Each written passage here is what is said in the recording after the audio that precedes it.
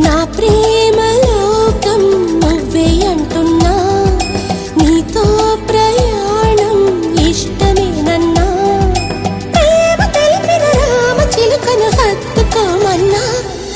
చెప్పాలనుంది చిన్న మాటైనా, ఆగనంది దాగనంది లోలోన, ఇన్నాళ్ళ నుండి ఉన్న మాటైనా ఇప్పుడేగా చెప్పమంది ప్రేమ.